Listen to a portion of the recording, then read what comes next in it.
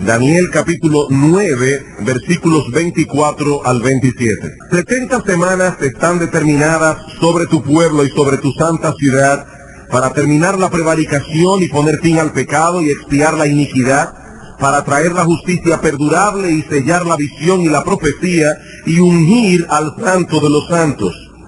Sabe pues y entiende que desde la salida de la orden para restaurar y edificar a Jerusalén hasta el Mesías príncipe, habrá 7 semanas y 62 semanas. Se volverá a edificar la plaza y el muro en tiempos angustiosos. Y después de las 62 semanas se quitará la vida al Mesías, mas no por sí. Y el pueblo de un príncipe que ha de venir destruirá la ciudad y el santuario, y su fin será con inundación, y hasta el fin de la guerra durarán las devastaciones. Y por otra semana confirmará el pacto con muchos. A la mitad de la semana hará cesar el sacrificio y la ofrenda. Después, con la muchedumbre de las abominaciones, vendrá el desolador hasta que venga la consumación y lo que está determinado se derrame sobre el desolador. Ya que no todos los estudiosos de las Escrituras están de acuerdo con el significado de esta porción del libro de Daniel, no queríamos concluir el estudio del pasaje sin traer una evaluación crítica de una de las interpretaciones más populares al día de hoy en las iglesias evangélicas. Me refiero a la del dispensacionalismo. Este sistema de interpretación se originó a principios del 1800 bajo la influencia de un ex ministro anglicano llamado Juan Nelson Darby. En el 1827, Darby comenzó a desarrollar la novedosa teoría de que Dios tiene 2 pueblos completamente distintos con los que ha tratado a través de la historia de la redención de 2 maneras completamente distintas: Israel y la iglesia. Uno posee bendiciones y promesas y destino terrenal, Israel, y el otro promesa, bendiciones y destino celestial, la iglesia. Y en cierto modo, hermanos, podemos situar los orígenes del dispensacionalismo a partir del momento histórico cuando surge esta novedosa doctrina. A pesar de que este sistema de interpretación no se circunscribe únicamente al estudio de la escatología, es decir, al estudio de las últimas cosas, una de las características predominantes del dispensacionalismo es su marcado interés por esta área de la teología sistemática. En el 1831, Darby asistió al primer simposio profético de Powers Court, el cual ejerció una fuerte influencia sobre él, y en ese mismo año publicó algunos escritos sobre temas proféticos. Fue para esa misma fecha que Darby comenzó a desarrollar más a fondo otra teoría novedosa, que luego llegó a incorporar en su sistema, la de que nuestro Señor Jesucristo ha de regresar a la tierra en 2 etapas. Una venida secreta inmediatamente antes de un tiempo de tribulación que, según los dispensacionalistas, durará 7 años, que de paso es otra teoría novedosa de ese sistema, antes de la cual la iglesia será arrebatada. Y la segunda etapa, una venida visible después de esa tribulación de 7 años. Ahora, hermanos, quiero dejar bien claro que la Biblia enseña en 1 Tesalonicenses capítulo 4, versículos 13 en adelante, que la iglesia será arrebatada.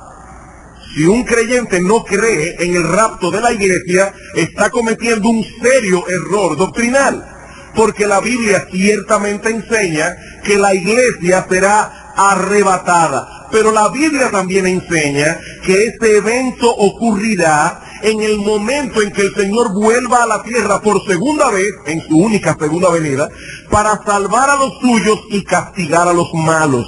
Y pueden ver esto en Mateo capítulo 24, versículos 29 al 31. Así que esta enseñanza de una venida de Cristo en dos partes y un arrebatamiento previo a la tribulación fue en su tiempo una verdadera novedad.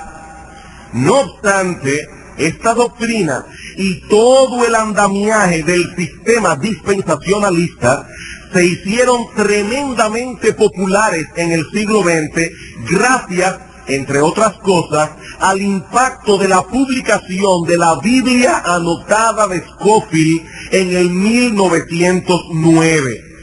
Ahora, ¿quién fue Ciro Ingersoll Scofield?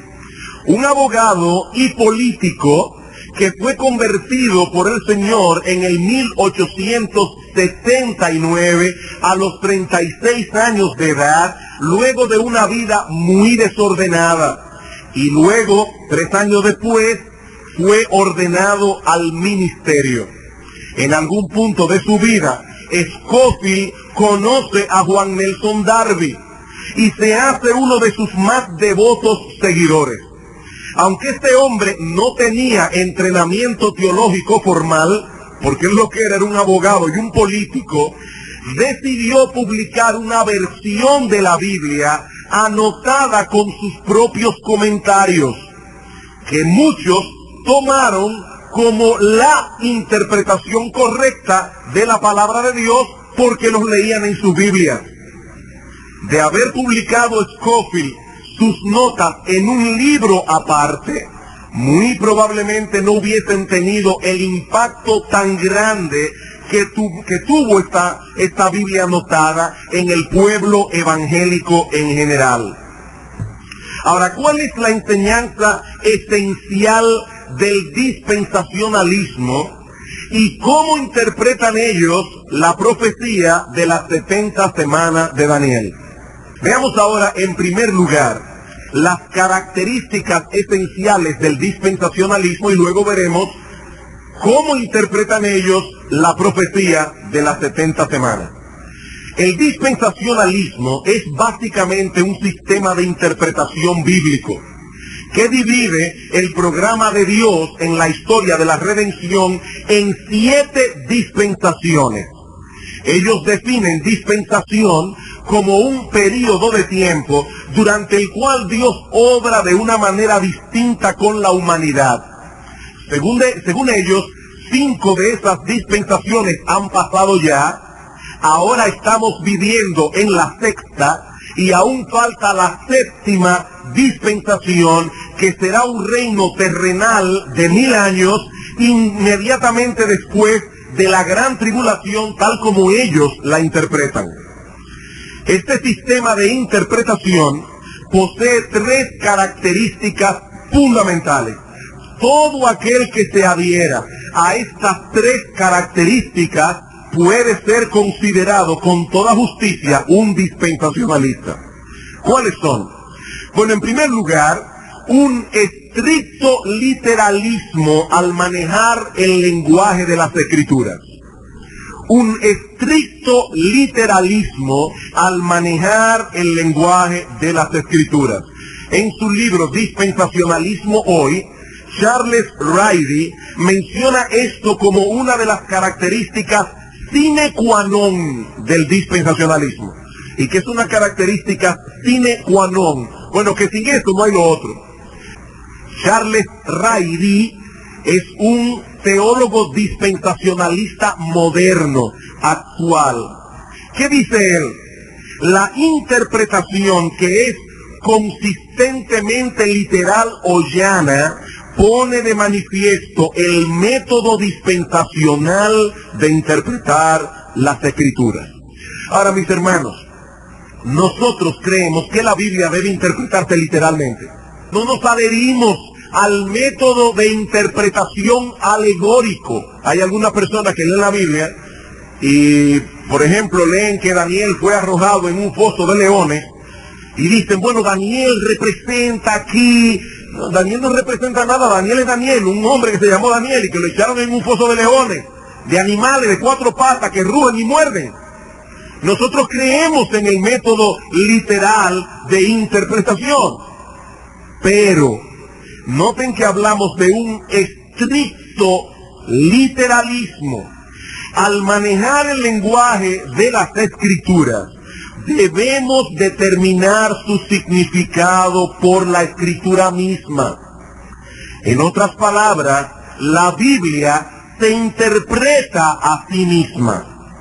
El problema del dispensacionalismo es que parte de una presuposición.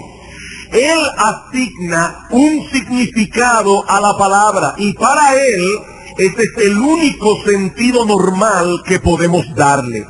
Por ejemplo, y aquí vamos a entrar en uno de los grandes problemas del dispensacionalismo.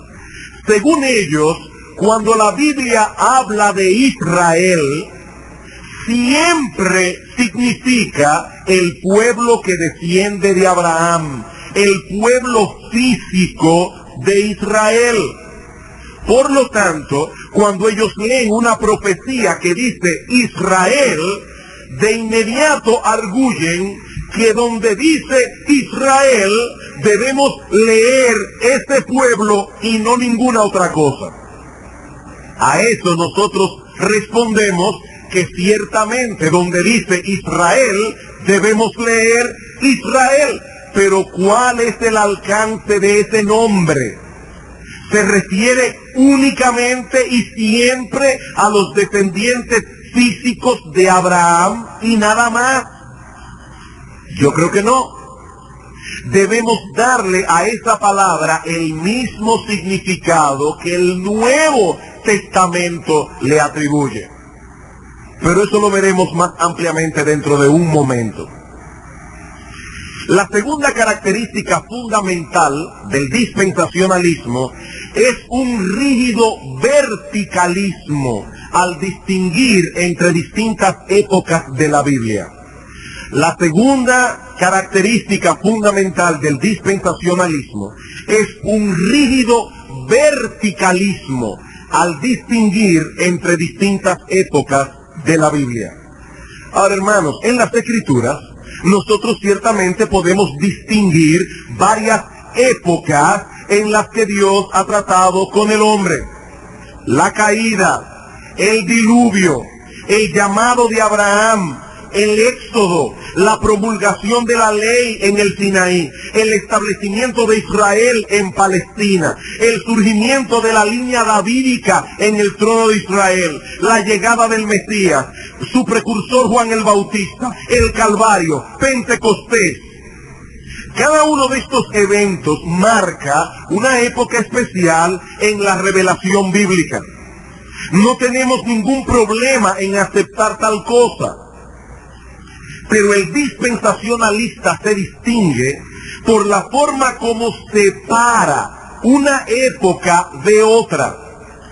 Su presentación es rígidamente vertical. Scofield define dispensación como un periodo de tiempo, y estoy citando, durante el cual el hombre es puesto a prueba en referencia a cierta revelación específica de la voluntad de Dios. Cada una de esas dispensaciones, dice Scofield, contiene los siguientes elementos: una nueva revelación de parte de Dios, una prueba para el hombre incluida en esa revelación, el fracaso del hombre a esa prueba y el consecuente juicio de Dios debido al fracaso del hombre.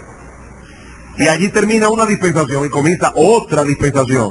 Una nueva revelación, otra prueba, el hombre fracasa, Dios lo castiga y viene otra dispensación. Entonces viene otra nueva revelación, otra prueba, el fracaso del hombre y el castigo de Dios.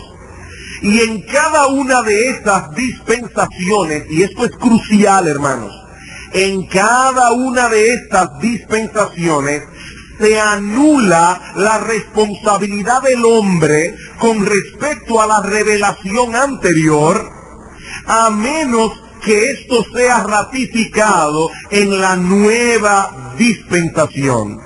De este modo, el dispensacionalista destruye en la práctica la unidad orgánica de las Escrituras.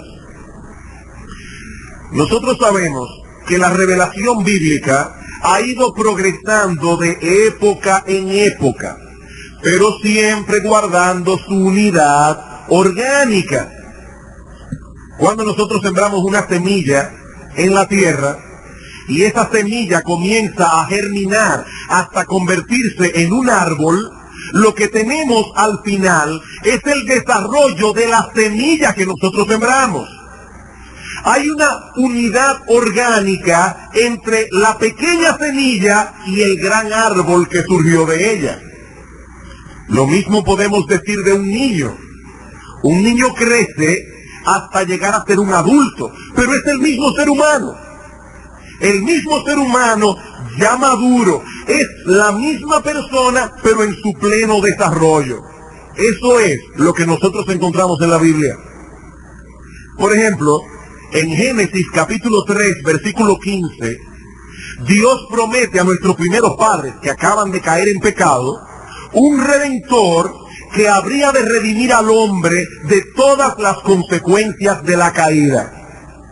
Pondré enemistad entre ti y la mujer, entre tu simiente y la simiente suya, esta te herirá en la cabeza, tú le herirás en el calcañar. Esa promesa evangélica, si podemos llamarle así, es la semilla que fue creciendo y creciendo hasta llegar a su plena madurez en el Evangelio revelado en su plenitud en la persona y la obra de Cristo. Vamos a Romanos capítulo 1 por un momento. Romanos capítulo 1, versículos 1 al 3. Pablo, siervo de Jesucristo, llamado a ser apóstol, apartado para el Evangelio de Dios. Ahora, ¿es este Evangelio algo nuevo? ¿Estaba Pablo trayendo un mensaje novedoso? Dice, no. El Evangelio de Dios que él había prometido antes por sus profetas en las Santas Escrituras, acerca de su Hijo, nuestro Señor Jesucristo, que era del linaje de David, según la carne. Ese Evangelio que habla de la redención que fue prometida a Adán y Eva en el paraíso, encuentra luego una expresión progresiva en los distintos pactos que Dios ha hecho con su pueblo a través de la historia de la redención. Efesios capítulo 2, versículo 11 dice, por tanto acordaos de que en otro tiempo vosotros los gentiles en cuanto a la carne erais llamados incircuncisión por la llamada circuncisión hecha con mano en la carne. En aquel tiempo estabais sin Cristo, alejados de la ciudadanía de Israel y ajenos a los pactos de la promesa, sin esperanza y sin Dios en el mundo. Pablo dice, Dios ha hecho varios pactos a lo largo de la historia, varios pactos. Y ustedes, los gentiles en cuanto a la carne, estaban lejos de eso. Ustedes no tenían nada que ver con eso, porque ustedes no pertenecían a la nación del pacto. Como vamos a ver más adelante, una de las cosas que dice Pablo en el capítulo 2 es que Dios derribó la pared intermedia de separación. Ya no hay separación entre judíos y gentiles, porque tanto el uno como el otro forman el pueblo del pacto en el Nuevo Testamento. Ahora, lo que quiero que noten, hermanos, es que Pablo habla allí de pactos en plural, pero girando todos alrededor de una promesa en singular. Los pactos de la promesa. ¿Y cuál es esa promesa? Bueno, no tenemos tiempo ahora, pero para aquellos que están tomando notas, les pido que luego busquen en sus casas Génesis capítulo 17, versículos 4 al 8, Génesis 17, 4 al 8, Éxodo capítulo 6, versículos 6 al 7, segundo libro de Samuel capítulo 7, versículo 14, Jeremías capítulo 31, versículos 31 al 33, y Apocalipsis capítulo 21, versículo 3. Y verán Allí se habla de diferentes pactos. El pacto mosaico, el pacto davídico, el nuevo pacto. Y en todos ellos la promesa, hay el pacto abrahámico en Génesis 17, la promesa es: yo seré su Dios y ellos serán mi pueblo. Continuamente Dios dice: voy a hacer un pacto con ustedes. Y recuerden, hermanos, que un pacto es una promesa a la que Dios interpone un juramento. Una promesa sin juramento no es pacto. Un pacto es una promesa jurada, como dice el autor de Hebreos, en Hebreos capítulo 6, versículo 12 en adelante, cuando habla del pacto que Dios hace con Abraham. Dice que Dios le promete algo, pero encima de la promesa jura, para que por dos cosas en las que es imposible que Dios mienta, tengamos un fortísimo consuelo nosotros que nos hemos asido a esa esperanza. Dios promete y jura. Pero ¿qué es lo que promete en cada uno de estos pactos? Yo seré tu Dios y ellos serán mi pueblo. Por eso en Apocalipsis capítulo 21, versículo 3, cuando llegamos al clímax de la historia redentora, ¿qué tenemos allí? Apocalipsis capítulo 21.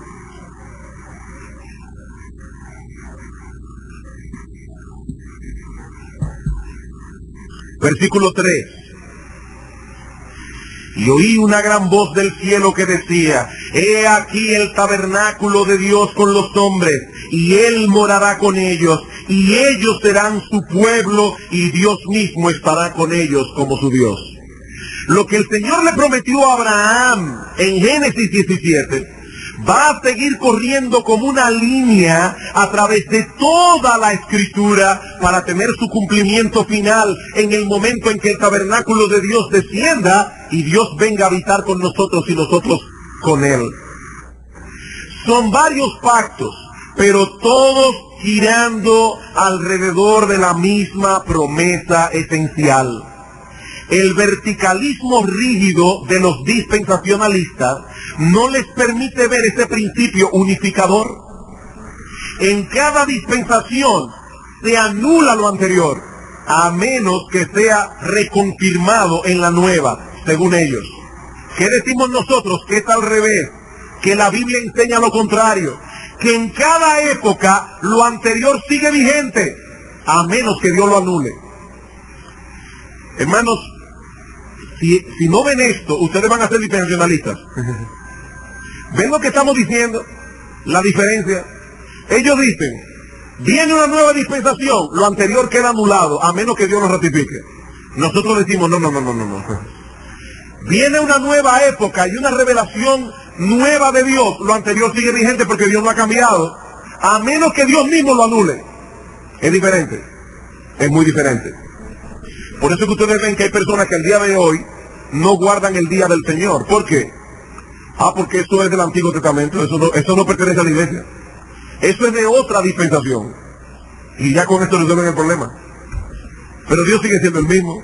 Dios sigue considerando el homicidio como pecado, el robo como pecado, el adulterio como pecado. Él no ha cambiado su carácter moral. Él no ha cambiado su carácter moral. Él sigue siendo el mismo.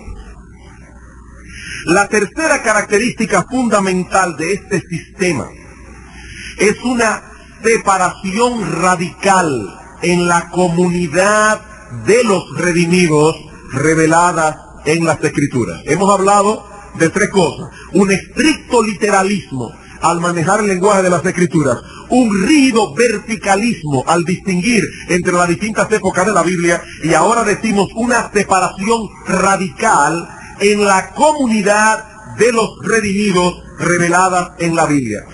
Una lectura rápida de la Biblia revela que a través de la historia de la redención, Dios ha tratado con dos comunidades de redimidos. Dos. En el Antiguo Testamento, Israel. En el Nuevo Testamento, la Iglesia. Y ciertamente, hermanos, la Iglesia e Israel no son idénticos. Israel es Israel, la Iglesia tiene características que son peculiares a la Iglesia. Ahora, hermanos, ¿cuál es la relación que existe entre ambas comunidades?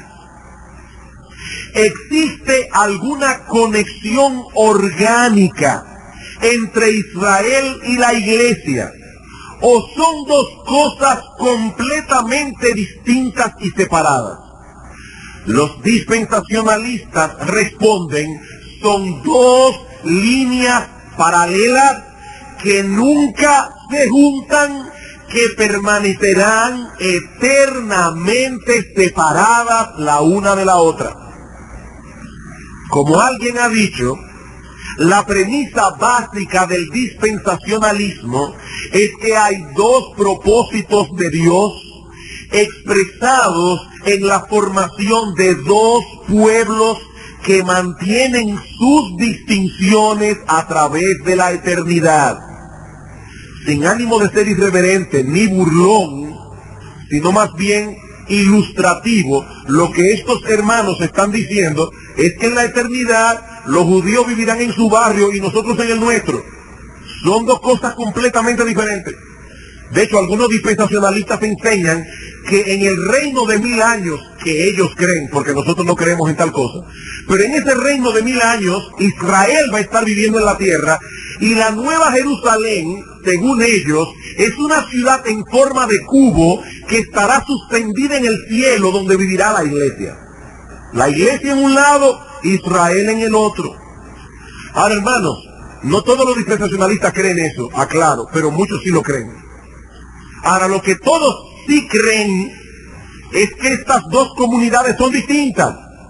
Nunca antes la iglesia de Cristo dudó que muchas de las profecías del Antiguo Testamento concernientes a Israel se estuviesen cumpliendo hoy en la iglesia, que es el Israel del nuevo pacto. Eso nunca la iglesia lo dudó hasta que llegó Darby. Lewis Sperry Chafer, o Schaeffer, como se debe pronunciar en inglés, que es uno de los más renombrados teólogos dispensacionalistas, dice lo siguiente en su obra El reino en la historia y la profecía. Dice, la teología protestante ha enseñado generalmente que todas las promesas del reino y aún el gran pacto davídico se han cumplido en y a través de la iglesia. Él reconoce que eso siempre fue así.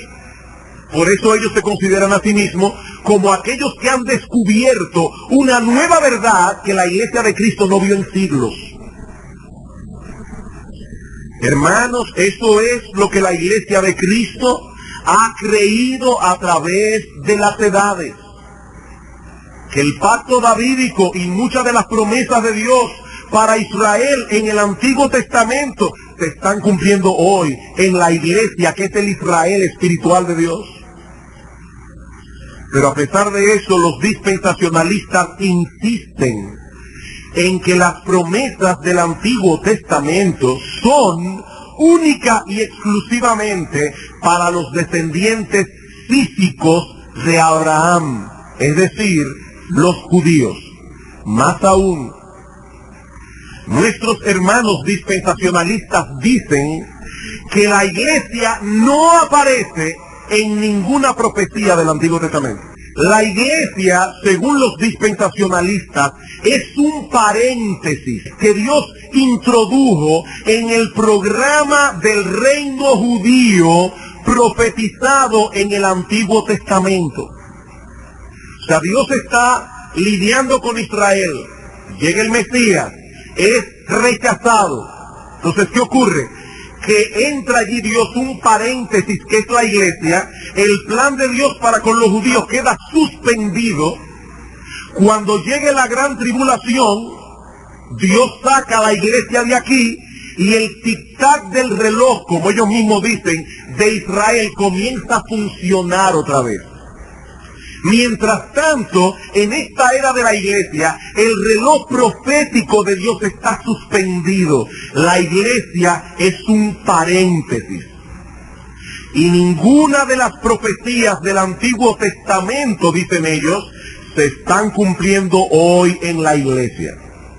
Hermanos, ¿qué dice el Nuevo Testamento al respecto? Como yo decía hace un momento, nosotros debemos interpretar las escrituras literalmente. Donde dice Israel, no vamos a leer Filistea, debemos leer Israel. Ahora, ¿cómo interpreta la Biblia ese nombre Israel? Bueno, veamos lo que dice el Nuevo Testamento. Romanos capítulo 2. Es Israel únicamente, ese pueblo físico, esa nación que desciende de Abraham físicamente. Romanos capítulo 2, versículo 26. Si pues el incircunciso guardare las ordenanzas de la ley, ¿no será tenida su incircuncisión como circuncisión? Y el que físicamente es incircunciso, pero guarda perfectamente la ley, te condenará a ti. Y Pablo le está hablando así a un judío, según vemos en el capítulo 2, versículo 17 en adelante. Te condenará a ti, que con la letra de la ley y con la circuncisión eres transgresor de la ley. Pues no es judío el que lo es exteriormente, ni es la circuncisión la que se hace exteriormente en la carne, sino que es judío el que lo es en lo interior. Y la circuncisión es la del corazón, en espíritu, no en letra, la alabanza del cual no viene de los hombres, sino de Dios. Hermanos, ¿cuál es el ritual que marcaba a un judío y lo separaba de todas las otras naciones de la tierra? La circuncisión. ¿Y qué dice Pablo en Colosenses capítulo 2? Que Cristo circuncidó nuestro corazón. Por eso en Filipenses capítulo 3, el apóstol Pablo dice, nosotros somos la circuncisión, la que se hace no en la carne, sino en el corazón. Aquella circuncisión carnal y física era un símbolo de lo que sería la verdadera circuncisión que Cristo hace en los cristianos. Entonces, hermanos, ¿quiénes son los judíos? Nosotros somos los judíos, porque nosotros fuimos circuncidados en el corazón. Romanos capítulo 4, versículos 9 al 12. Dice Pablo, hablando de la bienaventuranza de aquel a quien el Señor no inculpa de pecado, dice, ¿es pues esta bienaventuranza solamente para los de la circuncisión, es decir, solo para los judíos, o también para los de la incircuncisión, es decir, para nosotros los gentiles? Porque decimos que a Abraham le fue contada la fe por justicia. ¿Cómo pues le fue contada? ¿Estando en circuncisión o en la incircuncisión? Hermanos, vayan al Génesis, no ahora, en su casa, y busquen en la historia de Abraham para ver en qué momento Dios le dice a Abraham, tu fe te es contada por justicia. Y se van a dar cuenta que cuando Dios le dice eso a Abraham, él todavía no estaba circuncidado. Él era un incircunciso. Y luego Dios le dice que se circuncide. Y ahora miren la aplicación que Pablo saca de ese hecho. Dice, ¿cómo le fue contada a Abraham la fe por justicia? ¿Estando en la circuncisión o en la incircuncisión? Dice, no en la circuncisión, sino en la incircuncisión. Y recibió la circuncisión como señal, como sello de la justicia, de la fe que tuvo estando aún incircunciso, para que fuese padre de todos los creyentes no circuncidados, a fin de que también a ellos la fe les sea contada por justicia, y padre de la circuncisión para los que no solamente son de la circuncisión, sino que también siguen las pisadas de la fe que tuvo nuestro padre Abraham antes de ser circuncidado. ¿De quién es padre Abraham? De todos los gentiles que han creído en Cristo, aunque sean incircuncisos, y de todos los judíos que también han creído. Él es el padre de ellos, y por lo tanto, mis hermanos, nosotros somos hijos de Abraham, y por lo tanto, nosotros somos herederos de todas las promesas grandiosas que Dios le dio a los descendientes de Abraham en el Antiguo Testamento. Nosotros somos el Israel de Dios. Romanos capítulo 9, versículo 6. Allí Pablo dice: yo no miento cuando digo que tengo gran tristeza por mis hermanos en la carne, los israelitas. Y ahora se pregunta, dice Pablo, versículo 6, no que la palabra de Dios haya fallado, porque no todos los que descienden de Israel son israelitas, ni por ser descendientes de Abraham son todos hijos. Dice Pablo, no piensen que por el simple hecho de pertenecer a esta nación ya tú eres israelita, eso no es así. Y para probar ese punto, otra vez, Pablo usa la historia del Antiguo Testamento. Dice Pablo, Abraham tuvo dos hijos. ¿Quiénes fueron? Isaac y Ismael. Sin embargo, los dos no son herederos de la promesa en el mismo sentido, a pesar de que fueron hijos de Abraham. Entonces dice él, el ser un hijo de Abraham no es suficiente. Sigue diciendo Pablo, no por ser descendientes de Abraham son todos hijos, sino en Isaac te será llamada descendencia. Esto es, no los que son hijos según la carne son los hijos de Dios, sino que los que son hijos según la promesa son contados como descendientes. Los que son hijos según la promesa son contados como descendientes. Un último texto para probar este punto. Gálatas, capítulo 3, versículo 13. Cristo nos redimió de la maldición de la ley, hecho por nosotros maldición, porque está escrito, maldito todo el que es colgado en un madero, para que en Cristo Jesús la bendición de Abraham alcanzase a los gentiles, a fin de que por la fe recibiésemos la promesa del Espíritu. Y ahora Pablo va a explicar cómo es esto. Versículo 16. Ahora bien, a Abraham fueron hechas las promesas y a su simiente. No dice y a las simientes como si hablase de muchos, sino como de uno, y a tu simiente, la cual es Cristo. Dios le dio a Abraham varias promesas. En ti serán benditas todas las naciones de la tierra, esta tierra será tuya, varias promesas. Pero no solamente a él, sino también a su simiente. Ahora Pablo se pregunta, ¿y quién es esa simiente? Dice el Cristo. Cristo es su simiente. No los hijos físicos de Abraham, no. La simiente es Cristo. Bien, hermanos, vamos a seguir leyendo el versículo 25. Pero venida la fe, dice la ley, fue un ayo que nos llevó a Cristo. Venida la fe, ya no estamos bajo ayo, pues todos sois hijos de Dios por la fe en Cristo Jesús.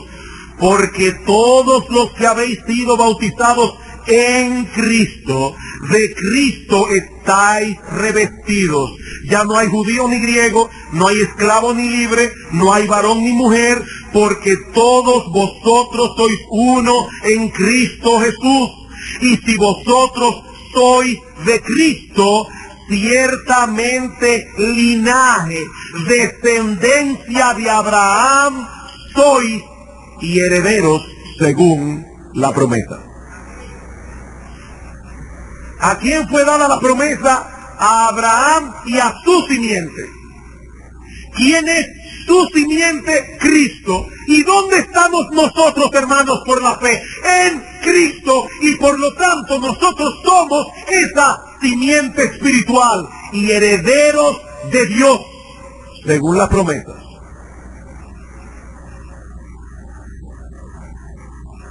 Por eso, en el Nuevo Testamento se enseña con toda claridad que muchas de las promesas del Antiguo Testamento que prometían cosas a Israel se están cumpliendo ahora en la iglesia. Recuerden lo que yo decía hace un momento. Según los dispensacionalistas, la iglesia no aparece en la página del Antiguo Testamento. Ninguna profecía del Antiguo Testamento tiene que ver con la iglesia, porque allí dice Israel y tienen que ser los descendientes físicos de Abraham. ¿Pero qué dice el Nuevo Testamento? Hechos, capítulo 3, versículo 24. Y todos los profetas, desde Samuel en adelante, cuantos han hablado, también han anunciado estos días. Y él está hablando aquí después de Pentecostés, cuando ya la iglesia estaba funcionando y predicando. Dice, todos los profetas, ¿de qué hablaron? De estos días. Vamos una página atrás, en Hechos capítulo 2. Ustedes aquí todos conocen lo que pasó con la iglesia, cuando se inaugura la iglesia en el día de Pentecostés. El Espíritu Santo descendió, los apóstoles y los discípulos comenzaron a hablar en otras lenguas, etcétera, etcétera. Algunas personas que estaban allí dijeron, estos están borrachos. ¿Y qué dice el apóstol Pedro? Versículo 14. Entonces Pedro, poniéndose en pie con los 11, alzó la voz y les habló diciendo, varones judíos y todos los que habitáis en Jerusalén, esto sea notorio y oíd mis palabras, porque estos no están ebrios como vosotros suponéis, puesto que es la hora tercera del día. Los judíos comenzaban a contar a partir de las 6 de la mañana. Era que se contaba el tiempo. La tercera hora era las 9. Dice, ¿cómo ellos van a estar tomando todavía si son las 9 de la mañana? Hoy eso es posible. En aquella época eso era inconcebible. ¿Cómo lo explica Pedro? Mas esto es lo dicho por el profeta Joel. Y en los postreros días, dice Dios, derramaré mi espíritu sobre toda carne, y vuestros hijos y vuestras hijas. Y hermanos, todavía los dispensacionalistas insisten en que esta profecía no se ha cumplido. Que lo que ese texto dice es que lo que pasó en Pentecostés es una ilustración de lo que profetizó Joel. Entonces, eso no es lo que dice ahí. Ahí dice, esto es lo que profetizó Joel. Esto que usted es cumplimiento de lo que Joel profetizó. Y se está cumpliendo ahora en la iglesia. Hechos capítulo 15. Versículos 2 al 18. Aquí tenemos el concilio de Jerusalén. Algunos estaban inquietos porque se predicara el evangelio a los gentiles. No entendían todavía qué es lo que estaba pasando. Y dice en el versículo 12, entonces toda la multitud cayó y oyeron a Bernabé y a Pablo que contaban cuán grandes señales y maravillas había hecho Dios por medio de ellos entre los gentiles. Y cuando ellos callaron, Jacobo respondió diciendo, varones hermanos, oídme. Simón ha contado cómo Dios visitó por primera vez a los gentiles en la casa de Cornelio para tomar de ellos pueblo para su nombre. Y con esto concuerdan las palabras de los profetas. Como está escrito, después de esto volveré y reedificaré el tabernáculo de David que está caído y repararé sus ruinas. El tabernáculo de David. Y dice, eso es lo que está pasando ahora. Para que el resto de los hombres busque al Señor y todos los gentiles sobre los cuales es invocado mi nombre, dice el Señor, que hace conocer todo esto desde tiempos antiguos. Dice, hermanos, esto no es nuevo. Si Pablo hubiese vivido en esta época, hubiera dicho, esto no es un paréntesis en el programa de Dios. Esto es lo que Dios viene anunciando desde tiempos antiguos. Que vendrá un momento en que las ramas silvestres serán injertadas en el buen olivo y las ramas naturales incrédulas serán desgajadas. ¿Qué es lo que ha pasado? O que en el pueblo de Dios, los judíos, los descendientes físicos de Abraham que no creyeron, fueron cortados y ya no pertenecen al pueblo de Dios. Y nosotros, que nacimos en San Juan de la Maguana, en Baní, en qué sé yo dónde, y hemos creído en Cristo, hemos sido injertados en este buen olivo, y ahora nosotros somos el pueblo de Dios. Eso es lo que ha pasado. Los invito luego en su casa a leer Jeremías capítulo 31, versículos 31 al 33, y compararlo con Hebreos capítulo 8, versículos 6 al 8 y versículo 13. Y van a ver que allí Jeremías profetiza un nuevo pacto para la casa de Israel, que se está cumpliendo hoy en nosotros. Por eso Cristo dice, esta es la sangre del nuevo pacto que por vosotros es derramada. A la luz de todos estos textos, mis amados hermanos, podemos decir con confianza que el Nuevo Testamento contempla a la iglesia como el Israel espiritual de Dios que ha llegado a su madurez y en la cual está teniendo cumplimiento muchas de las promesas del Antiguo Testamento. ¿Cómo interpretan los dispensacionalistas Daniel 9, 24 al 27? Al igual que nosotros, los dispensacionalistas entienden que Daniel está profetizando aquí la aparición del Mesías en el escenario de Israel 483 años después de la salida de la orden para restaurar y edificar Jerusalén. No voy a entrar en eso otra vez porque ya lo hemos visto en varias semanas. Y aunque nosotros podemos diferir en cuanto a ciertos detalles de tiempo, en esencia creemos lo mismo en cuanto a eso. El problema surge por la premisa dispensacionalista de que las profecías concernientes a Israel solo pueden cumplirse en la nación física que desciende de Abraham, con los cuales Dios, según ellos, todavía tiene un plan, independientemente de la iglesia. Por eso es que los dispensacionalistas viven atentos a todas las noticias que salen en el periódico con respecto a Israel, porque ellos están esperando que esta nación vuelva a ser la nación de Dios.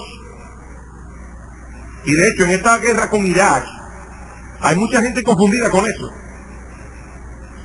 Y yo no digo esto por ser descendiente de palestinos, yo digo esto por ser bíblico.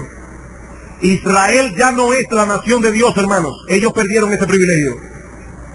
Y Dios ya no tiene ningún plan con Israel especial, en una forma especial, a diferencia de ninguna otra nación de la tierra.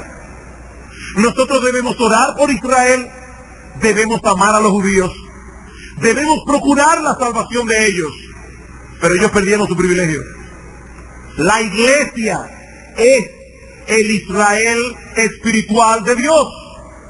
Ellos creen que en algún punto del futuro la iglesia será arrebatada, el tic-tac del reloj profético comenzará a correr otra vez y Dios reanudará el plan que dejó en suspenso con respecto a Israel. Y entonces, dicen ellos, se cumplirán estas 70 semanas de la que habla Daniel. Según ellos, 69 ya se cumplieron, pero falta una, según ellos. ¿Cuál? La de la gran tribulación, que es cuando el tic-tac del reloj comienza a correr de nuevo. Esa percepción que los dispensacionalistas hacen a priori los obliga a introducir un paréntesis entre la semana 69 y la semana 70, un paréntesis que lleva ya casi 2000 años. Eso, por supuesto, afecta considerablemente su interpretación del pasaje. Por ejemplo, Daniel 9:24 dice: 70 semanas están determinadas sobre tu pueblo y sobre tu santa ciudad. ¿Y qué va a pasar en esas 70 semanas? Dice: terminar la prevaricación, poner fin al pecado, expiar la iniquidad, traer la justicia perdurable, sellar la visión y la profecía y ungir al santo de los santos. Ya nosotros estudiamos este pasaje y vimos cómo Cristo cumple estas cosas. Pero allí dice que esto va a pasar en las 70 semanas. Si estas 6 cosas ya se cumplieron, todo el andamiaje dispensacional se destruye. No es así. Si ya estas cosas se cumplieron, estas 70 semanas ya pasaron y ya las 70 semanas que estaban determinadas para Israel se cumplieron. Ellos no pueden aceptar eso. ¿Y qué hacen? Introducen un paréntesis en la mitad del versículo. Ellos dicen: 70 semanas están determinadas sobre tu pueblo y sobre tu santa ciudad, para terminar la prevaricación, poner fin al pecado, expiar la iniquidad. Ellos dicen: eso ya se cumplió cuando Cristo muere en la cruz. Pero traer la justicia perdurable, sellar la visión y la profecía y ungir al santo de los santos, no, eso se cumplirá en la tribulación. Eso no se ha cumplido.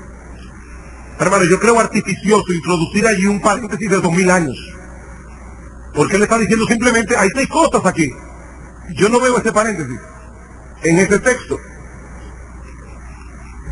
Ellos tienen que hacer esto para justificar el paréntesis de tiempo entre la semana 69 y la semana 70. Por otro lado, cuando dice en el versículo 26 que el Mesías será cortado, ellos dicen, eso no ocurre en la semana número 70, aunque sí ocurre después de la número 69. Pero como hay un paréntesis, esto ocurre después de la 69, pero no en la 70, por el paréntesis que hemos mencionado ya. En este mismo versículo 26, se habla del pueblo de un príncipe que ha de venir, que destruirá Jerusalén. ¿Cómo lo interpretamos nosotros? Bueno, ese príncipe Tito es general romano que en el año 70 destruye Jerusalén. ¿Cómo lo interpretan ellos? Casi igual. Casi igual. Ellos dicen, el pueblo son los romanos y la destrucción de la que se habla allí es la del año 70 después de Cristo, la que Tito llevó a cabo. En eso estamos de acuerdo. Pero ese príncipe no es Tito, es el anticristo. Y luego van a ver ahora mismo por qué razón ellos hacen esta diferencia. Dice, versículo 26. Después de las 62 semanas se quitará la vida al Mesías, mas no por sí, y el pueblo de un príncipe que ha de venir destruirá la ciudad y el santuario. Ellos dicen, este pueblo es Roma, como nosotros creemos. Y esa destrucción es la del año 70, como nosotros creemos. Pero ese príncipe no es Tito. Ese príncipe es el anticristo, el cual vendrá de ese pueblo que destruyó en el 70 la ciudad y el santuario. Es decir, que el anticristo surgirá del imperio romano. Dicen los dispensacionalistas. Eso les permite usar a ese anticristo futuro como el sujeto de la oración en el versículo 27. Y por otra semana confirmará el pacto con muchos. A la mitad de la semana hará cesar el sacrificio y la ofrenda. Ustedes recordarán que yo les decía, el Señor viene, se presenta públicamente en Israel 483 años después de que saliera la orden para edificar y restaurar Jerusalén, tal como se profetiza aquí, y a la mitad de la semana el Señor muere y con su muerte hace cesar el sacrificio y la ofrenda. Ellos dicen, no. El que confirma el pacto con muchos y hace cesar el sacrificio es el anticristo. Del versículo 26, ese príncipe del que habla el versículo 26, según ellos, la semana 70 va a comenzar con el arrebatamiento de la iglesia. Dios saca a la iglesia de este mundo y entonces Dios comienza a tratar de nuevo con Israel por 7 años. Allí surge el anticristo, el cual hace un pacto con los judíos prometiéndoles paz. En ese tiempo de paz, los judíos reedifican el templo en Jerusalén, el de Salomón, y comienzan a sacrificar otra vez.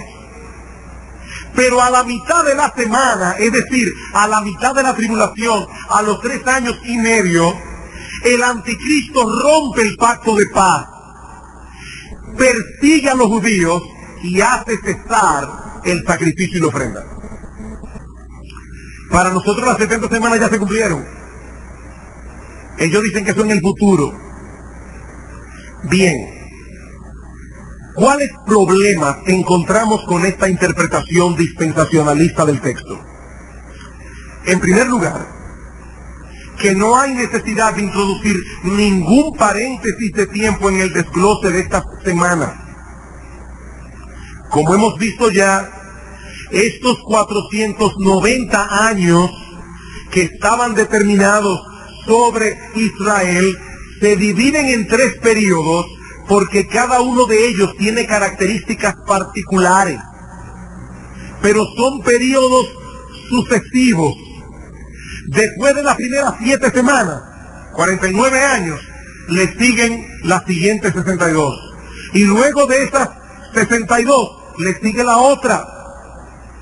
Este paréntesis tiene que ser introducido por nuestros hermanos para que encaje con su sistema, no porque el texto lo enseñe o lo sugiera. Yo repito, hermanos, las 6 cosas que el Mesías vino a hacer y que se mencionan en el versículo 24 ya se cumplieron. Y por lo tanto, las 70 semanas se cumplieron también. Por otra parte, según el esquema dispensacionalista, como la semana 70 solo tiene que ver con la nación de Israel, el arrebatamiento de la iglesia debe ocurrir antes del inicio de esa semana. Eso quiere decir que la iglesia nunca se topará con las actividades del anticristo. ¿Verdad que sí? Primero viene el arrebatamiento, surge el anticristo, hace un pacto con Israel, etcétera, etcétera. Eso no es lo que enseña la Biblia. Eso no es lo que enseña la Biblia. Claramente no es. Segunda a Tesalonicenses capítulo 2. Segunda a Tesalonicenses capítulo 2. Pero con respecto a la venida de nuestro Señor Jesucristo y nuestra reunión con Él, ¿de qué está hablando Pablo allí? La venida del Señor y nuestra reunión con Él, el arrebatamiento de la iglesia. Os rogamos, hermanos, que no os dejéis mover fácilmente de vuestro modo de pensar, ni os conturbéis, ni por espíritu, ni por palabra, ni por carta, como si fuera nuestra. Algunas personas estaban diciendo que Pablo estaba enseñando que ya estas cosas habían ocurrido y que el día del Señor estaba cerca. Dice, no, versículo 3, nadie os engañe en ninguna manera, porque eso, la venida del Señor y nuestra reunión con Él, no vendrá sin que antes venga la apostasía y se manifieste el hombre de pecado, el hijo de perdición. Pablo está diciendo, hermanos, ustedes saben lo que yo les enseñé al respecto. Eso no ha sucedido todavía, porque primero tiene que venir una apostasía general y tiene que manifestarse el anticristo, que es el hombre de pecado, que de paso los dispensacionalistas lo interpretan igual que nosotros. O sea, ellos creen que ese hombre de pecado es el anticristo. ¿Y qué dice Pablo aquí? Eso no pasará, el arrebatamiento de la iglesia no pasará hasta que eso ocurra. Y eso no ha ocurrido todavía. El arrebatamiento que se menciona en Primera Tesalónica, capítulo 4, versículo 13, en Segunda Tesalónica 2 y en Mateo capítulo 24, versículo 29, no ocurrirá antes de que aparezca el anticristo, sino después. ¿Cuándo? En el momento en que Cristo vuelve en gloria. Mateo 24. ¿Qué dicen nuestros hermanos dispensacionalistas? Que la iglesia será arrebatada antes de la tribulación. ¿Qué dice el Señor en Mateo 24, 29? E inmediatamente después de la tribulación de aquellos días, el sol se oscurecerá, la luna no dará su resplandor, las estrellas caerán del cielo, las potencias de los cielos serán conmovidas. Entonces aparecerá la señal del Hijo del Hombre en el cielo, no en secreto, no visiblemente. Y entonces lamentarán todas las tribus de la tierra y verán al Hijo del Hombre viniendo sobre las nubes del cielo con poder y gran gloria, y enviará a sus ángeles con gran voz de trompeta y juntarán a sus escogidos de los 4 vientos desde un extremo del cielo hasta el otro. ¿Cuándo ocurre eso? Después de la tribulación de aquellos días. Lo que pasa es que al ellos hacer esta diferencia entre Israel y la iglesia, ellos dicen, esos escogidos son solamente los judíos. La iglesia hace rato que se fue. Pero eso no es lo que la Biblia enseña, como vimos ya. Déjeme concluir. ¿Qué es lo que enseña Daniel 9, 24 al 27?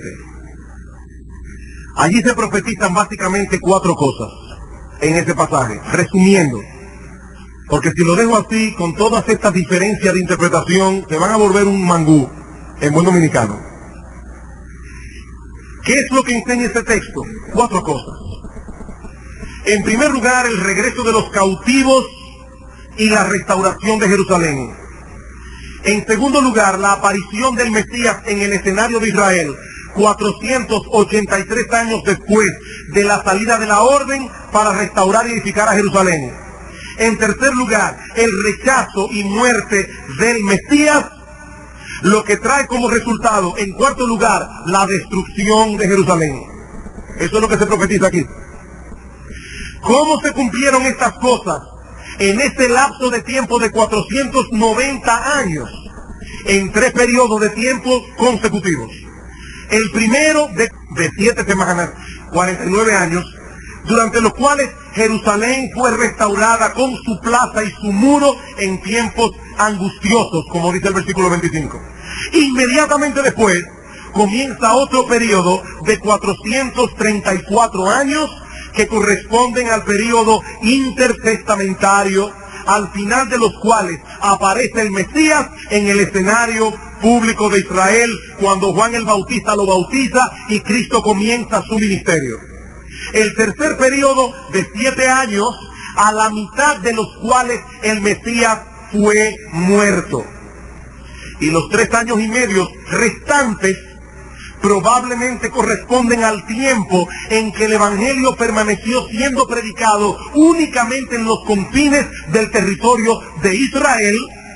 O sea que Dios continuó trabajando con su pueblo hasta que la persecución de los mismos judíos provoca que la iglesia salga hacia afuera a compartir las buenas nuevas con los gentiles. El último evento mencionado en la profecía, la destrucción de Jerusalén en el año 70 después de Cristo, aunque no ocurrió dentro de ese periodo de tiempo de 490 años, se encuentra íntimamente relacionado con lo que ocurrió a la mitad de la semana 70 cuando Cristo fue crucificado. La destrucción de Jerusalén en el 70 fue un juicio de Dios sobre Israel por haber rechazado a su Mesías, como vemos claramente en Mateo capítulo 23, versículo 37, hasta Mateo capítulo 24, versículo 2. Y de este modo concluimos el estudio de esta fascinante y extraordinaria profecía del Antiguo Testamento.